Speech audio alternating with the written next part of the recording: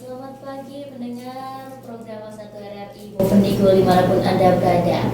Pagi hari ini kami menyapa pendengar dimanapun Anda berada dari kampung hingga kota, dimana pagi ini pukul 8:20 kami akan menyajikan program daerah memilih di RRI Kanal Pemilih Cerdas. Dan pada hari ini kami akan menyampaikan, memberikan informasi terkait visi misi dari pasangan calon Bupati dan Wakil Bupati nomor urut 4, Hengki Yalwo dan Melkior Ukaibo. Dan di studio kami telah hadir juru kampanye tim pemenangan Hengki Melkior, Hemel, yakni Kakak Charles Mudumi. Pagi Kakak. Selamat pagi. Selamat pagi, sehat Kak? Puji Tuhan sehat. Iya, mungkin agak terhambat tadi pagi kesini ya Kak ya? Agak terhambat tadi kesini karena sempat ada sulit pun pagi ini terhambat. Iya, tapi sampai di sini tentunya sudah sehat, selamat dan siap menyampaikan visi misi paslon. Puji Tuhan sangat sehat dan sangat siap untuk menyampaikan visi misi. Oke. Selama 30 menit ke depan kita akan berbicara terkait visi, misi, dan program dari pasangan calon nomor urut 4, Hengki Melkior. Kakak, kita langsung saja terkait visi, misi. Mungkin dari Kakak Charles bisa langsung jelaskan untuk visi, misi dari pasangan calon nomor urut 4 ini. Silakan. Baik, terima kasih.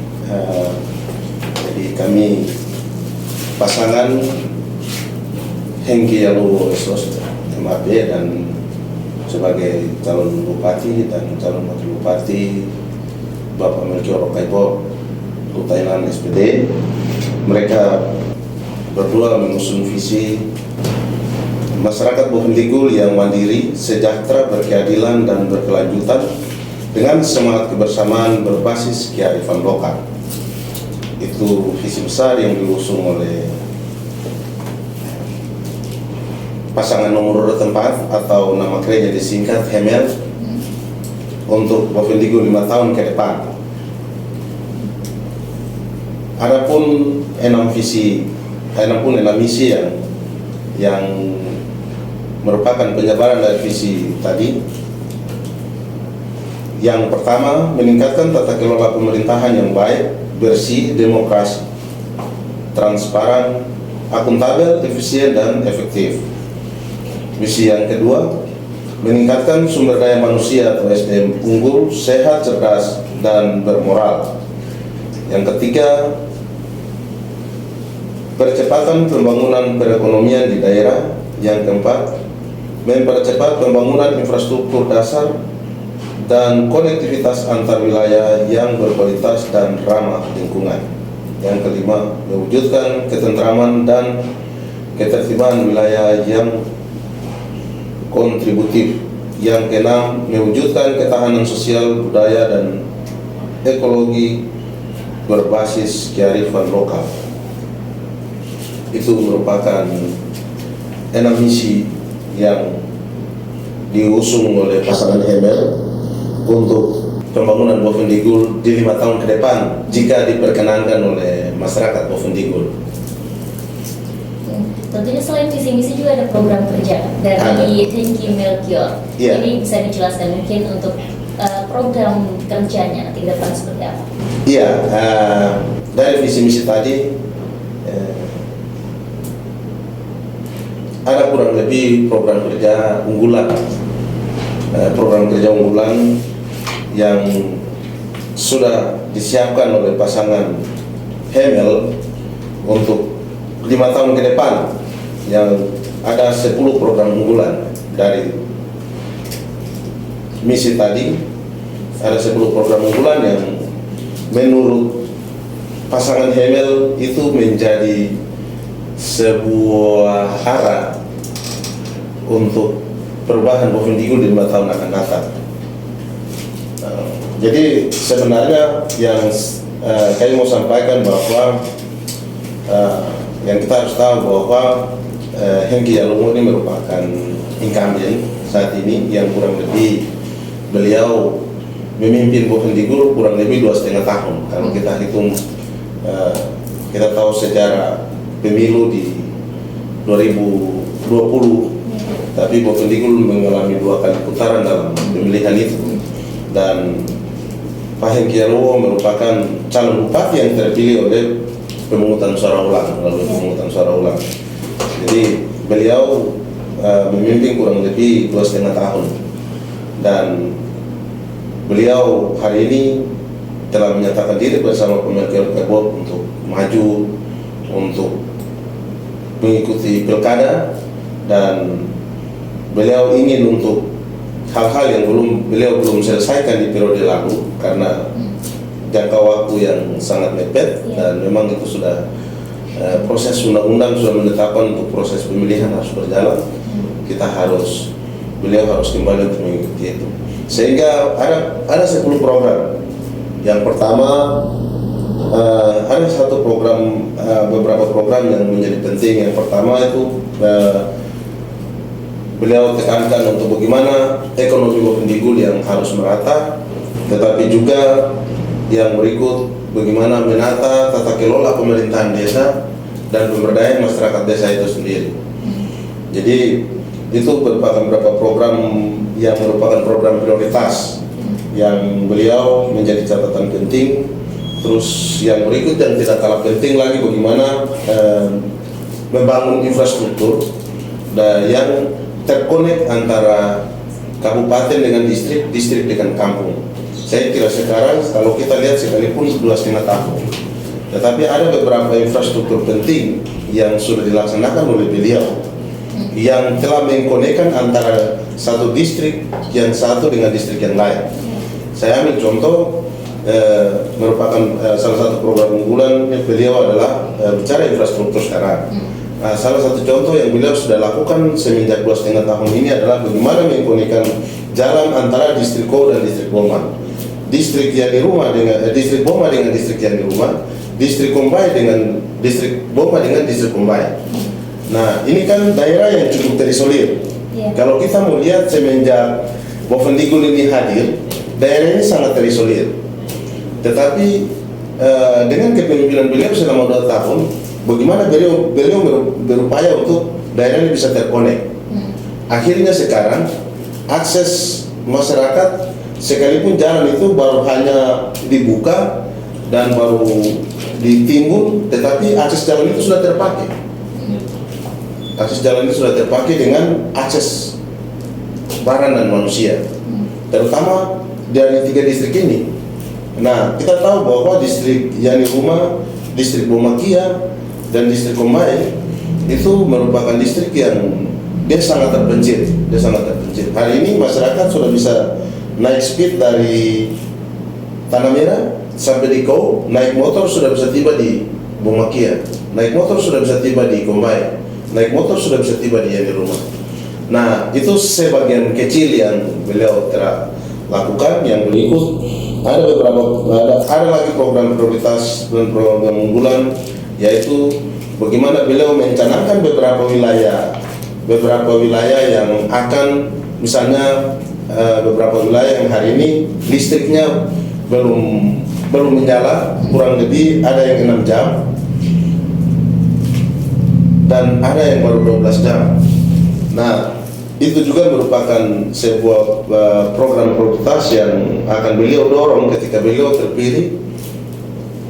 Listrik bisa menyala 24 jam. Nah, terbukti semenjak kemarin di masa kepemimpinan Hengki Alowo, distrik Milik Tanah yang dulunya itu distrik tua ya.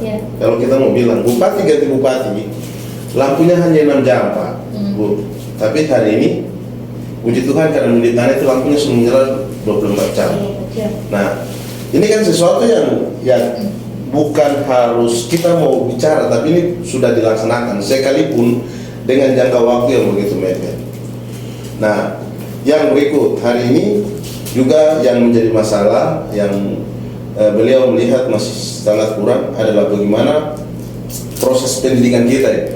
Proses pendidikan kita ini yang menjadi sebuah pergumulan dan merupakan salah satu program unggulan, program prioritas yang harus didorong ketika masyarakat memberikan kepercayaan kepada pasangan Hengki Yaluo dan Bapak Melkior Okaibo, maka yang menjadi catatan penting adalah pendidikan. Pendidikan yang hari ini terjadi di Bovendigul, kita lihat masih ada banyak kendala. Kalau kita melihat infrastruktur secara matematik, infrastruktur pendidikan itu dia sudah memadai. Sekarang yang menjadi masalah adalah bagaimana menempatkan SDM itu yang menjadi masalah hari ini.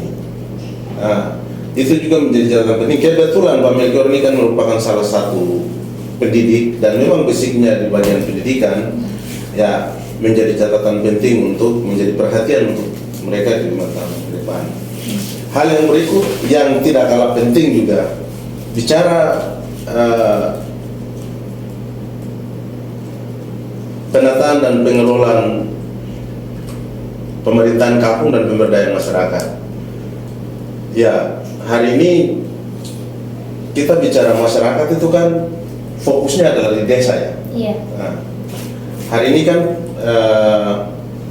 pemerintah baik itu dari pemerintah provinsi sampai ke pemerintah kabupaten hari ini mengabaikan pemerintah desa karena menganggap bahwa pemerintah desa itu kan sudah punya anggaran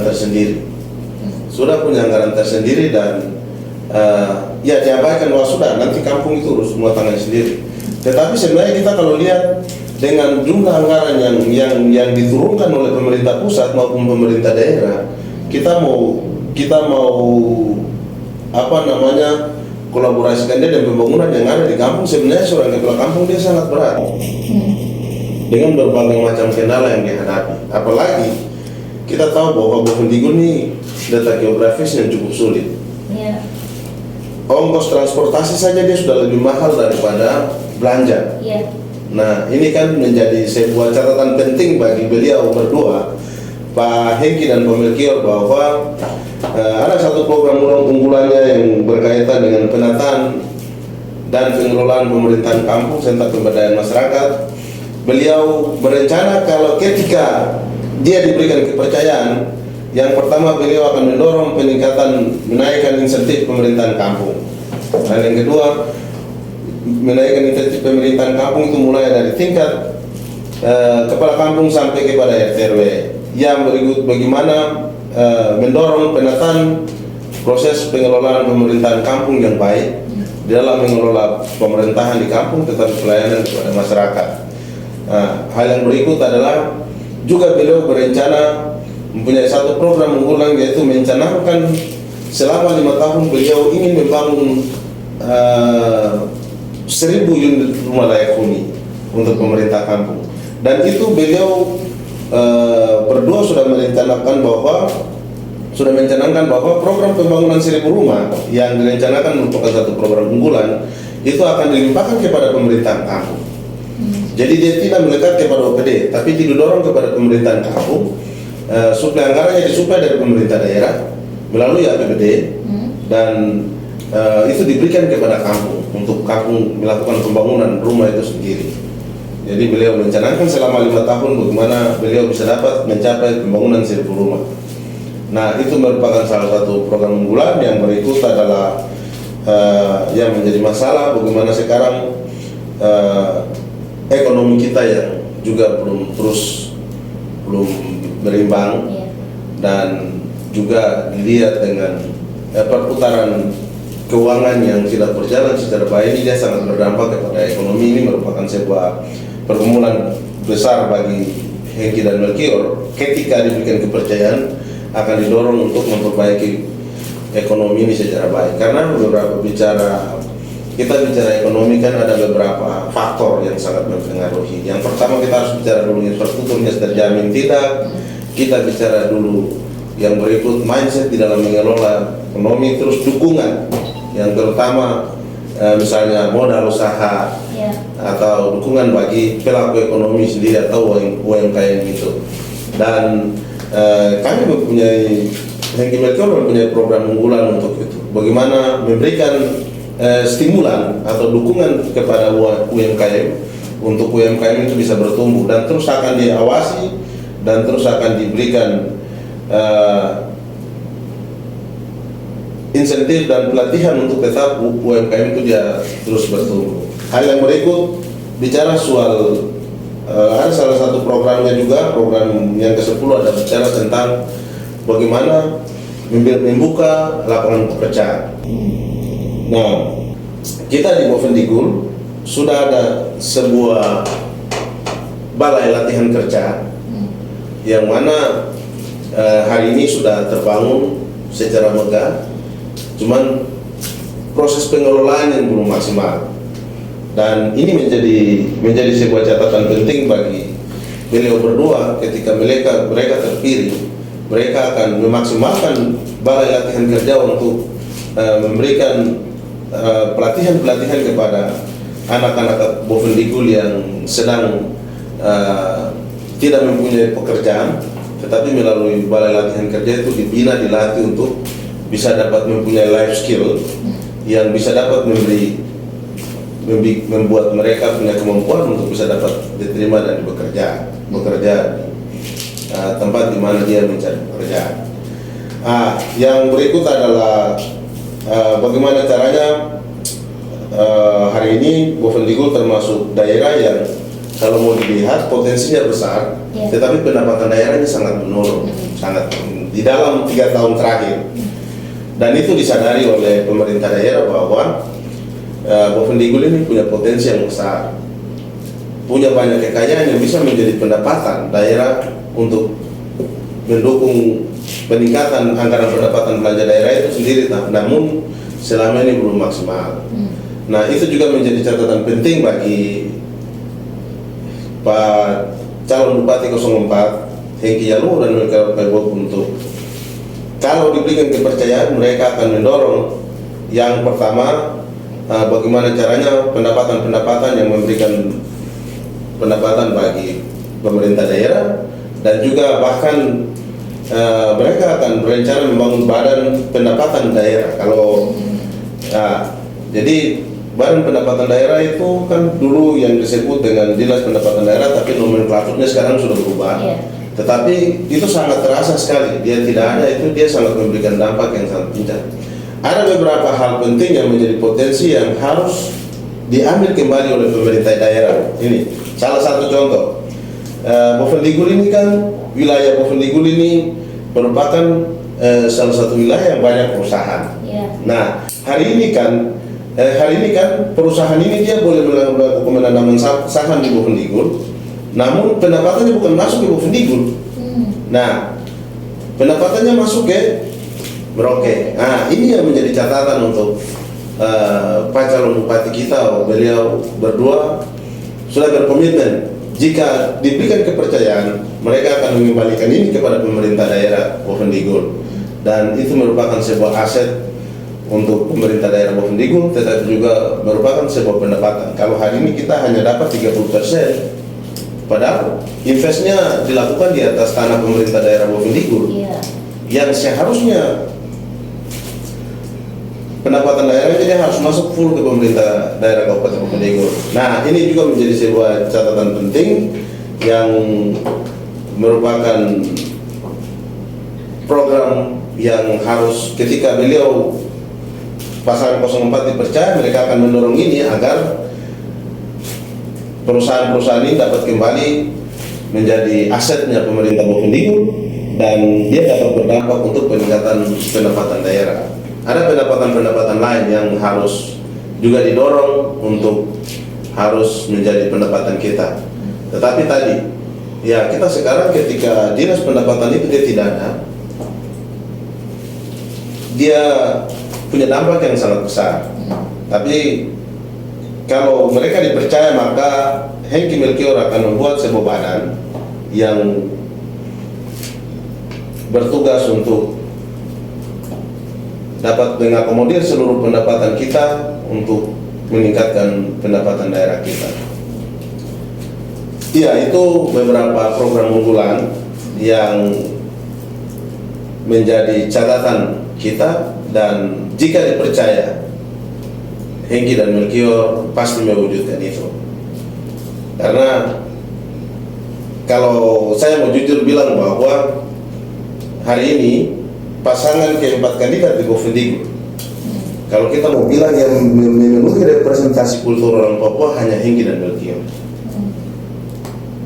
Bukan yang lain tidak. Tapi kalau kita mau bicara undang-undang otonomi khusus, mereka dua yang memenuhi representasi kultur orang Papua sesuai dengan ketentuan undang-undang otsus dan perdasi dan perdasus yang hari ini berlaku untuk orang asli Papua. Nah, di dalam konteks menjadi tua di atas negeri sendiri, bagaimana menjadi pemimpin. Nah itu. Tapi yang kita harus ingat bahwa menjadi tuan dan di atas negeri sendiri bukan berarti Hengki dan mereka menganggap orang lain tidak menjadi bagian, tidak. Tetapi yang diminta oleh mereka atau kami orang Papua bahwa mungkin hari ini berikan ruang sepenuhnya untuk kami orang asli Papua, dan kami akan memberikan, kami juga tidak menutup ruang bagi semua orang yang hidup di atas tanah Bovendigul. Gitu. Nah itu yang dapat kami sampaikan. Beberapa program unggulan, kalaupun ada yang belum kami sampaikan, bisa nanti kami menyampaikan lagi jika masih ada waktu. Ya. Dari seluruh program tadi yang sudah dijelaskan itu menurut saya semua sudah tercermin dalam visi misi. Sudah tercermin. Mandiri sejahtera. Ya. Masyarakat yang mandiri dan sejahtera ini memang sesuatu yang kompleks sebenarnya ya Kak ya. Karena terkait pendidikan, kesehatan, yang namanya masyarakat mandiri itu harus ekonominya juga terjamin, ekonomi harus ditunjang dengan infrastruktur seperti itu, dan pembangunan salah satunya adalah pembangunan kampung seperti itu, pembangunan pemerintah kampung. Nah, di 10 menit terakhir Kakak, saya mau dengarkan dari Kakak sebagai juru kampanye tim pemenangan Hengki Melkior, ini seperti apa nanti untuk bagaimana tim kampanye semua ini memahami visi misi tersebut dan melakukan kampanye itu secara maksimal, terutama dalam jangka waktu 25 Oktober sampai 23 November ini Kak. Iya, berkaitan dengan penguasaan visi misi, kami di dalam tim Hemel memang yang punya bagian kami di tim kampanye. Jadi di dalam tim kampanye itu ada beberapa orang yang sudah disiap menjadi jurkam, yang bersama-sama dengan calon kandidat menyampaikan visi dan misi itu, dan kami sudah mencermati seluruh visi dan misinya secara cermat, dan juga kami sudah memetakan visi dan misi, dan kami juga memetakan setiap daerah di mana kami menyampaikan visi itu, dan program ini cocok di daerah itu kami sudah petakan. Jadi misalnya kami ada di wilayah Tigul sebelah, zona Tigul sebelah, visi apa yang cocok di sana itu kami sudah memetakan.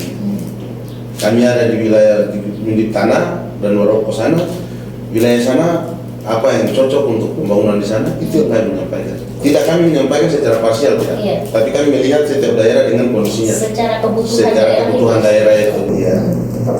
Oke Kak, ini 5 menit terakhir. Saya mau ungkapan terakhir, artinya sebelum kita penutupan dalam program penyampaian visi misi ini, mungkin penyampaian terakhir dari Kakak sebagai juru kampanye tim pemenangan Hemel. Silahkan. Iya, yang pertama selaku tim kampanye pemenangan, kami sangat optimis bahwa melihat perkembangan di putaran pertama, tim Hemel punya kekuatan yang cukup luar biasa. Itu yang sudah merata di hampir 60% distrik yang kami sudah terus melakukan kampanye. Kenapa saya bilang merata? Itu terbukti dengan setiap penyampaian visi misinya memang dapat diterima dan dapat dilihat sangat disenangi oleh masyarakat. Nah, dan juga di 5 menit terakhir ini saya mau menyampaikan begini. Banyak wacana di luar berkembang bahwa pemerintahan Hengki Yaluwo kurang lebih selama 2,5 tahun ini beliau belum berbuat sesuatu. Benar. Kita harus ingat bahwa jangka waktu 2,5 tahun itu bukan jangka waktu yang mudah. Bukan jangka waktu yang lama. Itu jangka waktu yang sangat pendek. Kata orang Jawa bilang itu mulu jagung sebenarnya. 2,5 tahun. Jadi di dalam jangka waktu 2,5 tahun itu tidak ada seorang pemimpin sehebat apapun untuk merubah daerah. Dengan kondisi daerah yang letak geografisnya sangat sulit, dengan situasi yang cukup susah, agak sedikit susah. Dan kita ingat bahwa Hengki ini lahir dengan situasi politik yang kata orang bilang itu situasi politik durian runtuh. Yang jelas beliau akan jalan dengan segala beban, beban A, beban B. Jadi, tetapi anak ini dia punya kemampuan, dia sangat tenang dan dia sangat kuat. Dia hadapi dengan tenang, dan bahkan di 2,5 tahun ini ada beberapa hal-hal penting yang dilakukan. Yang saya mau bilang begini, fakta membuktikan bahwa sejarah mencatat di atas tanah Bovendigul ini baru Hengki Jalou yang berani mencatat rekor keberpihakan kepada orang asli Papua melalui penerimaan CPNS. Penerimaan CPNS kemarin kalau dibilang secara aturan 80-20, dia wujudkan 80-20. Nah, ini yang menjadi catatan penting. Hal yang kedua adalah beberapa daerah-daerah yang penting, misalnya Mendip Tanah, terus di Cair, Asiki, yang kurang lebih hampir 20 tahunan, itu listriknya hanya jalan di Mendip Tanah itu hanya 6 jam. Kemarin beliau dorong langsung 24 jam. Di Asiki yang cuma jalan 6 jam, hari ini beliau dorong 12 jam. Dan beliau rencana di 2025 dorongnya ke 24 jam. Ada beberapa zona-zona penting yang memang menjadi perhatian, misalnya untuk penerangan, untuk jalan dan jembatan, konektivitasnya. Nah, beberapa program itu beliau sudah lakukan. Bicara SDM, Hengki Jalou di dalam masa 2,5 tahun berani mencetak 50 sarjana S1 dan 30 S2. Kan ini sesuatu yang membanggakan di dalam jangka waktu yang singkat 2,5 tahun. Bicara SDM.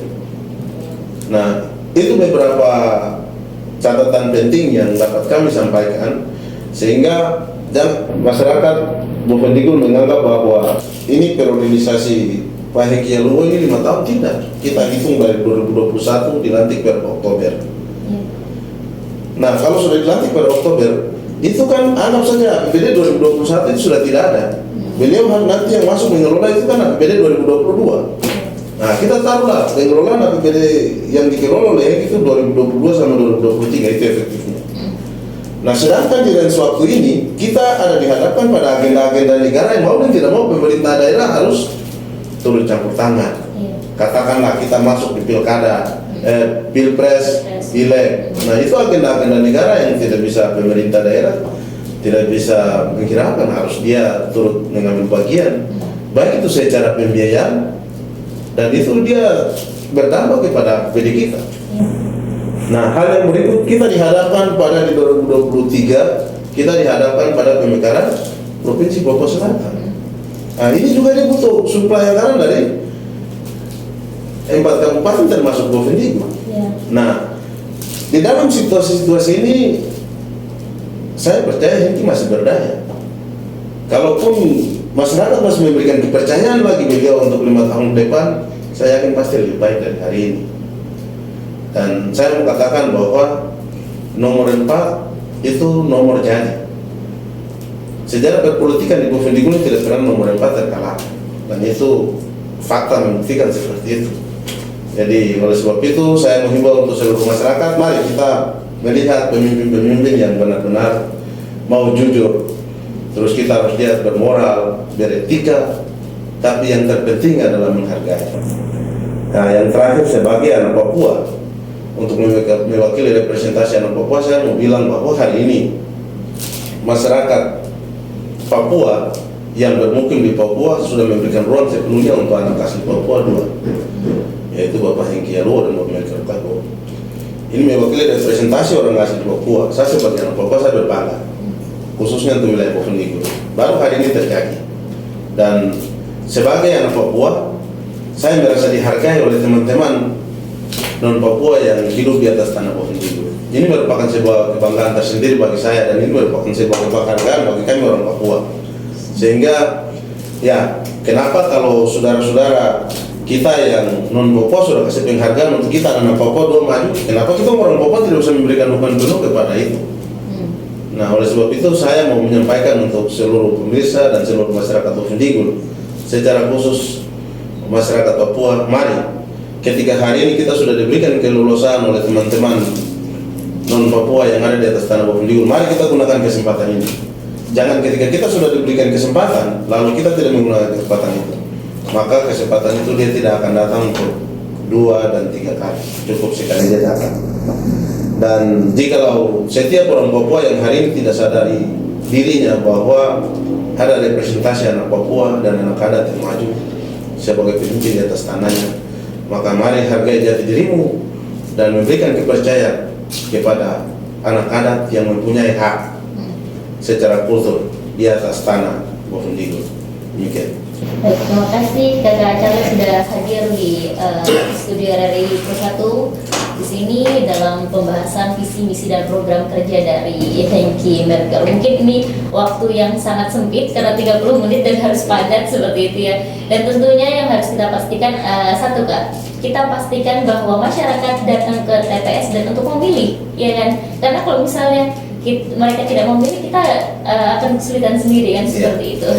Baik, terima kasih Kakak, kami ucapkan terima kasih lagi dan pendengar Pro 1 RRI Bovendigul dimanapun Anda berada. Demikian tadi program Daerah Memilih dalam kanal Pemilih Cerdas RRI Bovendigul.